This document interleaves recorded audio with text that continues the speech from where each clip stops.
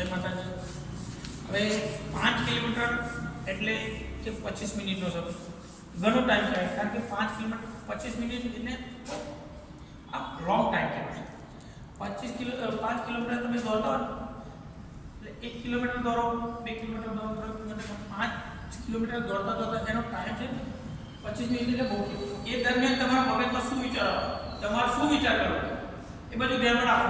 અમુક વાર તમને એવું થાય 2 કિલોમીટર દોડવાનું, ચલો એવું થાય, રવા દો, બહુ તકલીફ પડી છે, રવા દો, હવે નહીં દોડ, હવે નથી દોડ, બિલકુલ બંધ કરી દઉં. એવું પણ ઘણી વખત વિચાર.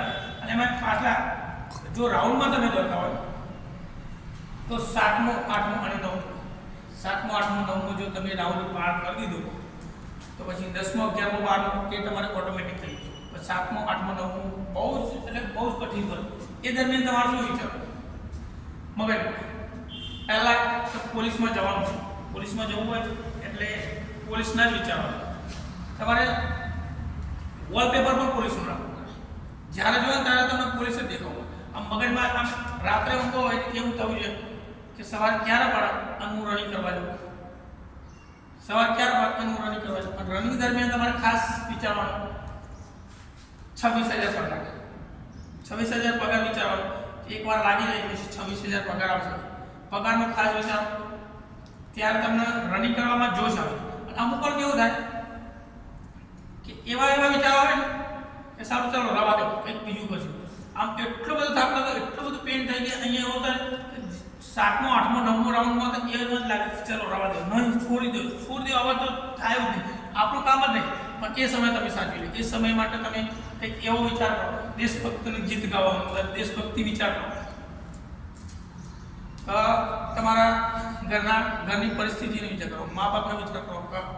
તમે જો લાગી જશો તો તમારા મા બાપ કેટલો ગર્વ કરશે, કેવું થશે આમ તમને, આમ તમારા મા બાપને કેવું થશે, આમ તમારા નામથી ઓળખાશે કે આના પપ્પા આ છે.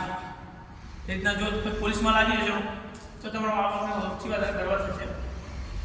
એ દરમિયાન હાલ તમે પ્રેક્ટિસ કરતા હોય તો પણ તમે આમ ઘણા એવા પોલીસના સોંગ આપણો મોબાઈલ લઈને દોડતા હોય તો મોબાઈલની અંદર સોંગ પોલીસના વગાડો, કોઈ મોટિવેશનલ ગીત વગાડો, ભાગ મિલ્ખા ભાગ પિક્ચરના ગીત વગાડો. એવા બધા ગીત છે. ખાસ તો દેશભક્તિ તમે ગીત વગાડશો તો અંદરથી આમ તમને જૂનું આવશે કે સારું કંઈક કરવું પડે. એવા વિચાર કરો.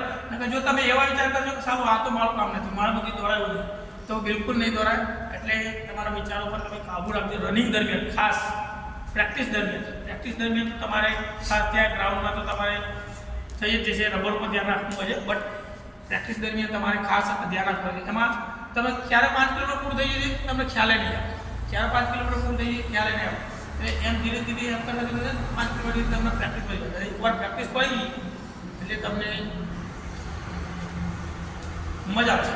ઓકે, આ તો રનિંગ દરમિયાન શું કરવાનું એ વિચારો, એવા વિચારો કરવાનું. બરાબર. આગળ બીજા વિડીયો તમે મારા જેમ જોશો તેમ તમને ખ્યાલ આવશે કે શું કરવું. ઓકે, જય માતાજી.